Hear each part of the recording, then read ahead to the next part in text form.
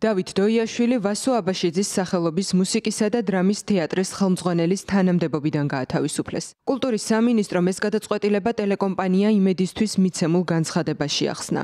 უწყების ცნობით სამინისტროს მხრიდან არაერთ გზის გაფრთხილების მიუხედავად ვასო აბაშიძის სახელობის მუსიკალური კომედიისა და დრამის პროფესიული სახელმწიფო თეატრის ხელმძღვანელობა სადამფუძნებლო მიზნებით გათვალისწინებულ ვალდებულებას არ ასრულებდა. ამ ფაქტთან დაკავშირებით ერთობლივი განცხადება გააკეთა ახალი თეატრის დასმა.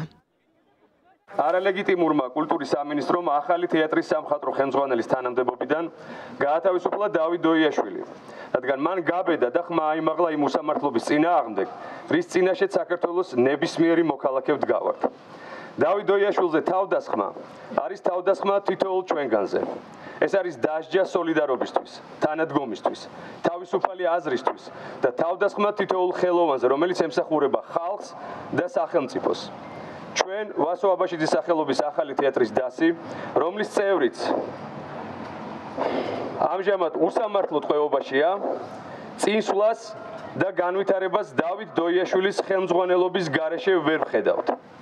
არ ვაღიარებთ არალეგიტიმური კულტურის სამინისტროს გადაწყვეტილებას და ჩვენ ამ თეატრის დასი დავით დოიაშვილს არ ვუშვებთ.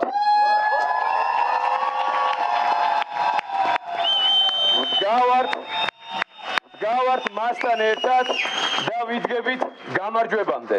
კულტურის სამინისტროს ამ გადაწყვეტილებას მოქალაქეების პროტესტი მოჰყვა. ვასო აბაშიძის სახელობის მუსიკისა და დრამის თეატრთან მსახიობები, მწერლები, რეჟისორები და რიგითი მოქალაქეები შეიკრიბნენ. მოგვიანებით მათ სიტყვით მიმართა დავით დოიაშვილმა.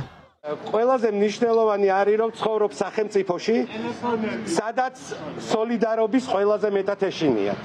ეს თეატრი იყო მაგალითი იმის, როგორ შეიძლება ერთ ადამიანს დაუჭირო მხარი და გამოუცხადო სოლიდარობა.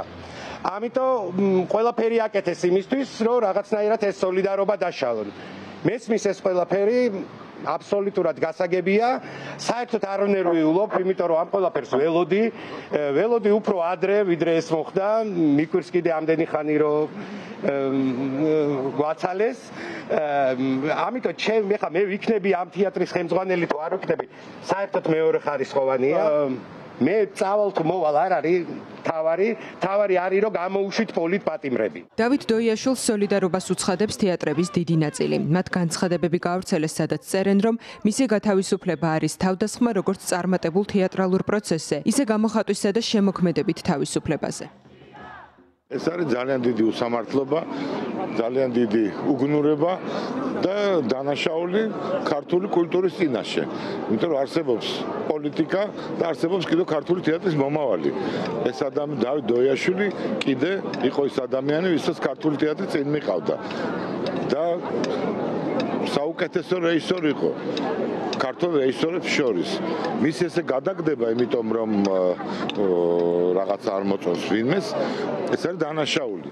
პირადად ბიძინა ივანიშვილის გადაწყვეტილება კულტურის სამინისტროს სახელით გაჟღერდა უბრალოდ, რა თქმა უნდა, კულტურის სამინისტრო არაფერ შუაში არ არის და თუ გონია რომ ეგ იქნება ის ერთადერთი ტირანი, ვინც ეს ხალხის დაჭერით, გაშვებით და რეპრესიებით კიდე დიდხანს შეინარჩუნებს ძალაუფლებას, მაგას დაინახავს ძალიან ცოტა ხანში. თეატრს არაპატია სოლიდარობა საკუთარი მსახიობი, საკუთარი დასის წევრის მიმართ და რა თქმა უნდა ეს არის რეპრესია და ეს რეპრესიები ჩვენ ყოველდღიურად ხდება უკვე. ვასო აბაშიძის სახელობის ახალი თეატრი უკვე რამდენიმე თვეა საპროტესტო ტალღაშია ჩართული.